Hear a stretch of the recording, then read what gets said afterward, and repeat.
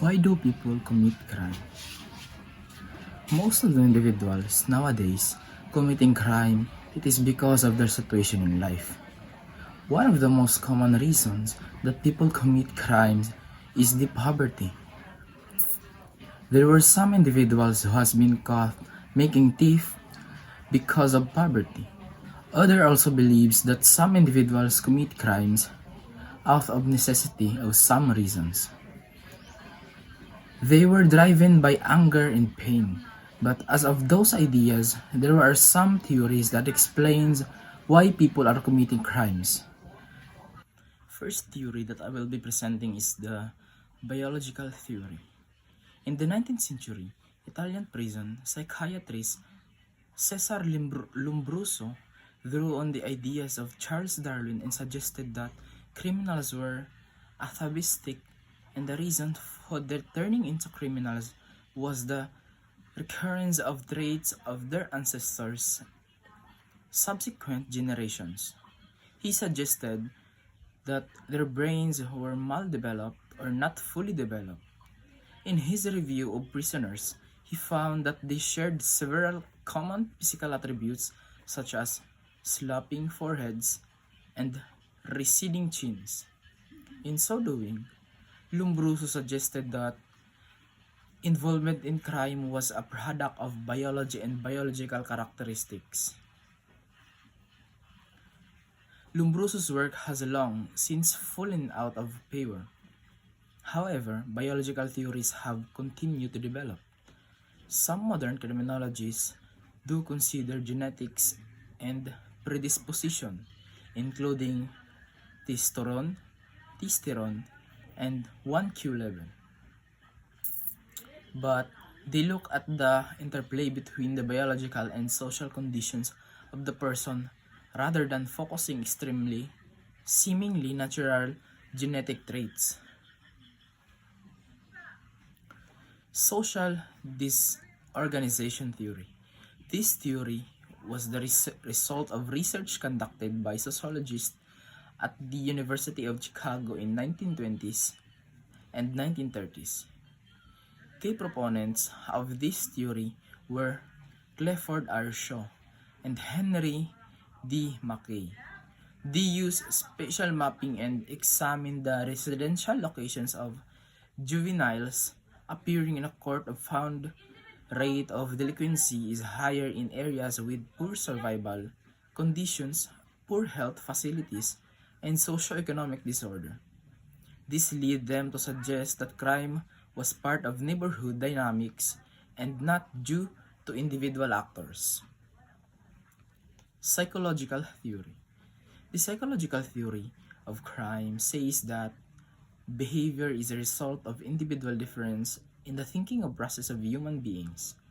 Psychologists study the individual perspective and suggest that difference in thought process cause differences in actions.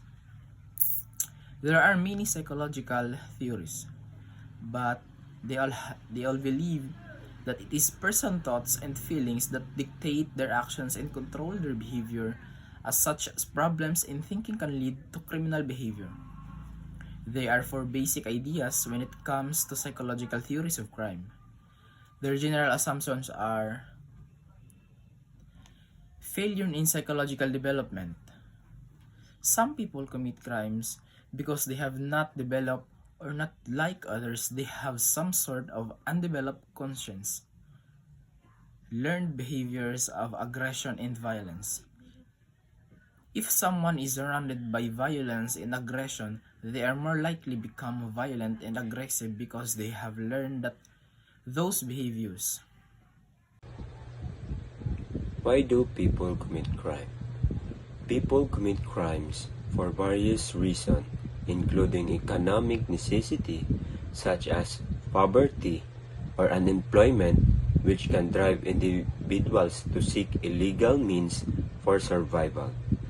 Example, psychological factors, including thrill-seeking or impulsivity, can also lead to criminal behavior. Social influences like peer pressure or a desire for acceptance can motivate individuals to engage in unlawful activities. Additionally, some individuals may have a history of trauma or abuse that contributes to their criminal behavior. Finally, systematic issues such as inequality and lack of access to education can create environments where it is more likely to occur. Strangery is one of the reasons why people commit crime. Strangery is that societal pressure to achieve success can lead individuals to resort to crime when they lack legitimate means. An example of strangery is a person facing financial hardship who feels immense pressure to provide for their family. When legitimate avenues like finding a job are blocked due to lack of skills or opportunities, they may turn to theft or drug dealing as a means to achieve the financial success they believe is necessary. This response to societal expectation and pressure highlights how strain can lead to a criminal behavior. Behavioral theory suggests that criminal behavior is learned through interactions with the environment.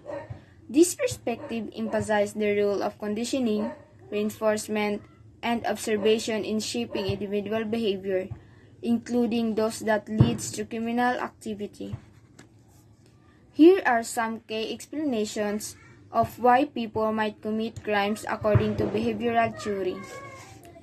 Differential association. This theory posits that individuals learn criminal behavior through interaction with others who engage in crime. By observing and imitating criminal behavior, individuals can develop the skills, attitudes, and beliefs necessary to commit crimes. Operant conditioning. Criminal behavior can be reinforced through positive or negative consequences. For example, if a person commits crime and receives a reward such as money or status, they are likely more to repeat the behavior. Conversely, if a person is punished for their criminal actions, they may less likely to engage the future. Modeling.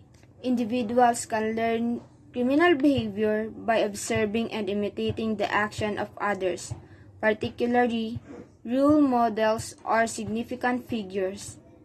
This can include family members, peers, or even media figures who portray criminal behavior in a positive or glamorous light.